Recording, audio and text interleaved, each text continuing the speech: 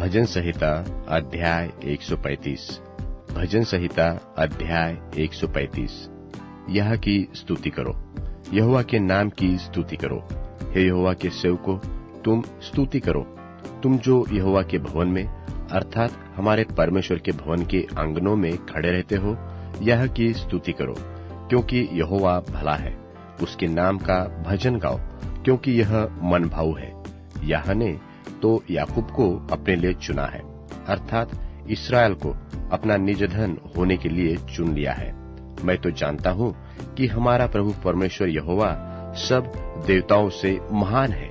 जो कुछ यहोवा ने चाहा, उसे उसने आकाश और पृथ्वी और समुद्र और सब गहरे स्थानों में किया है। वह पृथ्वी की छोर से कोहरे को उठाता है और वर्षा के लिए बिजली बनाता है और पवन को अपने भंडार में से निकालता है। उसने मिस्र में क्या मनुष्य क्या पशु सबके पहिलौठों को मार डाला। हे मिस्र, उसने तेरे बीच में फिरौन और उसके सब कर्मचारियों के बीच चिन्ह और चमत्कार किए। उसने बहुत सी जातियां नाश की और सामर्थ्य राजाओं को अर्थात एमोरियों के राजा सिहोन को और बाशान के राजा ओग को और कनान के सब राजाओं को घात किया और उनके देश को बांटकर अपनी प्रजा इस्राएल के भाग में होने के लिए दे दिया। हे यहोवा, तेरा नाम सदा अनंत है। हे यहोवा, जिस नाम से तेरा स्मरण होता है वह पीढ़ी पीढ़ी बना रहेगा। यहोवा तो अपनी प्रजा का न्याय चुकाएगा और अपने दासों की दुर्दशा देखकर तरस खाएगा। अन्य जातियों की मूर्तें सोना चांदी ही होती है, वे मनुष्यों की बनाई हुई है।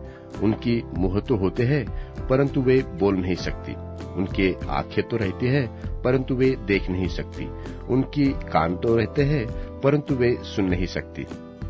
न उनके कुछ भी सांस चलती नहीं। जैसे वे हैं, वैसे ही उनके बनाने वाले भी हैं, और उन पर सब भरोसा रखने वाले भी वैसे ही हो जाएंगे। हे इस्राएल के घराने, यहोवा को धन्य कहे। हे हारून के घराने, यहोवा को धन्य कहे। हे लेवी के घराने, यहोवा को धन्य कहे। हे यहोवा के डरवैयो, यहोवा को धन्य कहो। यहोवा परमेश्वर जो यरूशलेम में वास करता है, उसे सियोन में धन्य कहा जावे। यह की स्तुति करो। भजन संहिता अध्याय 136। भजन संहिता अध्याय 136। यहोवा का धन्यवाद करो, क्योंकि वह भला है और उसकी करुणा सदा की है। जो ईश्वरों का परमेश्वर है, उसका धन्यवाद करो, उसकी करुणा सदा की है।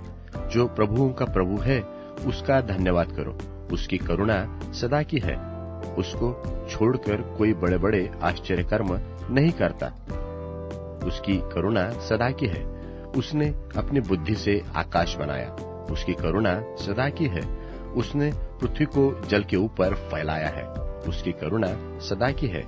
उसने बड़ी बड़ी ज्योतियां बनाई, उसकी करुणा सदा की है। दिन पर प्रभुता करने के लिए सूर्य को बनाया, उसकी करुणा सदा की है। और रात पर प्रभुता करने के लिए चंद्रमा और तारागण को बनाया, उसकी करुणा सदा की है। उसने मिस्रियों के पहिलौठों को मारा, उसकी करुणा सदा की है। और उनके बीच से इस्राएलियों को उसकी करुणा सदा की है। बलवंत हाथ और बड़ाई भुजा से निकाल लाया, उसकी करुणा सदा की है। उसने लाल समुद्र को खंड खंड कर दिया, उसकी करुणा सदा की है। और इस्राएल को उसके बीच से पार कर दिया, उसकी करुणा सदा की है। और फिरौन को सेना समेत लाल समुद्र में डाल दिया, उसकी करुणा सदा की है। वह अपनी प्रजा को जंगल में ले चला, उसकी करुणा सदा की है। उसने बड़े बड़े राजा मारे, उसकी करुणा सदा की है। उसने प्रतापी राजाओं को भी, उसकी करुणा सदा की है। एमोरियों के राजा सिहोन को, उसकी करुणा सदा की है। और बाशान के राजा ओग को घात किया, उसकी करुणा सदा की है। और उनके देश को भाग होने के लिए दिया, उसकी करुणा सदा की है। अपने दास इस्राएलों के भाग होने के लिए दे दिया, उसकी करुणा सदा की है। उसने हमारी दुर्दशा में हमारी सुधि ली, उसकी करुणा सदा की है। और हमको द्रोहियों से छुड़ाया है, उसकी करुणा सदा की है। वह सब प्राणियों का आहार देता है, उसकी करुणा सदा की है। स्वर्ग के परमेश्वर का धन्यवाद करो, उसकी करुणा सदा की है। भजन संहिता अध्याय 137। भजन संहिता अध्याय 137। बाबुल की नहरों के किनारे हम लोग बैठ गए और सियोन को स्मरण करके रो पड़े। उसके बीच के मजनू वृक्षों पर हमने अपनी विनाओं को टांग दिया, क्योंकि जो हमको बंधुए करके ले गए थे उन्होंने वहां हमसे गीत गवाना चाहा, और हमारे रुलाने वालों ने हमसे आनंद चाहकर कहा, सियोन के गीतों में से हमारे लिए कोई गीत गाओ। हम यहोवा के गीत को पराये देश में क्यों कर गाए? हे यरूशलेम, यदि मैं तुझे भूल जाऊं तो मेरा दाहिना हाथ झूठा हो जाए, और यदि मैं तुझे स्मरण न रखूं, यदि मैं यरूशलेम को अपने सब आनंद से श्रेष्ठ न जानूं, तो मेरी जीभ तालू से चिपट जाए। हे यहोवा, यरूशलेम के दिन को एदोमियों के विरुद्ध स्मरण कर, कि वे क्यों कहते थे, ढाओ, उसकी नेव से ढा दो। हे बाबुल, तू जो उजड़ने वाली है, क्या ही धन्य वह होगा जो तुझसे ऐसा ही बर्ताव करेगा जैसा तूने हमसे किया है। क्या ही धन्य वह होगा जो तेरे बच्चों को पकड़कर चट्टान पर पटक देगा। इब्रानियों के नाम पत्री पहला अध्याय।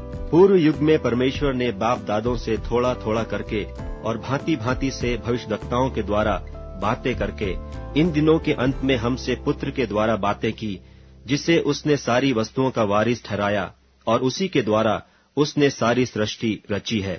वह उसकी महिमा का प्रकाश और उसके तत्व की छाप है, और सब वस्तुओं को अपनी सामर्थ के वचन से संभालता है।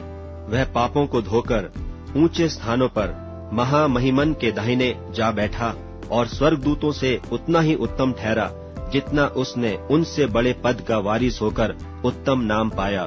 क्योंकि स्वर्गदूतों में से उसने कब किसी से कहा कि तू मेरा पुत्र है, आज तू मुझसे उत्पन्न हुआ, और फिर यह कि मैं उसका पिता हूँगा और वह मेरा पुत्र होगा। और जब पहिलौठे को जगत में फिर लाता है तो कहता है कि परमेश्वर के सब स्वर्गदूत उसे दंडवत करें, और स्वर्गदूतों के विषय में यह कहता है कि वह अपने दूतों को पवन और अपने सेवकों को धधकती आग बनाता है। परंतु पुत्र से कहता है कि हे परमेश्वर, तेरा सिंहासन युगानुयुग रहेगा, तेरे राज्य का राजदंड न्याय का राजदंड है। तूने धर्म से प्रेम और अधर्म से बैर रखा। इस कारण तेरे परमेश्वर ने तेरे साथियों से बढ़कर हर्ष रूपी तेल से तुझे अभिषेक किया। और यह है कि हे प्रभु, आदि में तूने पृथ्वी की नेव डाली और स्वर्ग तेरे हाथों की कारीगरी है। वे तो नाश हो जाएंगे, परंतु तू बना रहेगा, और वे सब वस्त्र की नाई पुराने हो जाएंगे, और तू उन्हें चादर की नाई लपेटेगा, और वे वस्त्र की नाई बदल जाएंगे। पर तू वही है, और तेरे वर्षों का अंत न होगा। और स्वर्गदूतों में से उसने किससे कब कहा कि तू मेरे दाहिने बैठ, जब तक कि मैं तेरे बैरियों को तेरे पांवों के नीचे की पीढ़ी न कर दूं? क्या वे सब सेवा टहल करने वाली आत्माएं नहीं, जो उद्धार पाने वालों के लिए सेवा करने को भेजी जाती हैं?